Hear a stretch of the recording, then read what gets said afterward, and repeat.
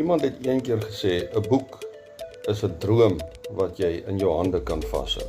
Dit was nie Jan Vermeulen nie, maar ek dink dit was een of ander bekende skrywer. Nou, saam met daai skrywer en namens ek glo ons klomp kollegas skrywers wil ek graag vir julle verseker.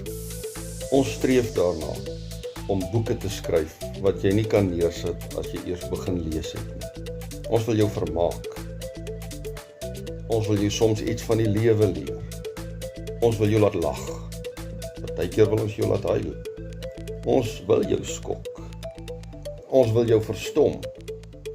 Ons wil jou asem wegslaan. Maar dit alles kan ons net doen as jy aanhou lees. Daarom sê ek dan ook weer eens namens al die ander skrywers, baie dankie vir julle getroue ondersteuning, dat julle ons boeke uitneem, koop, dat julle dit lees.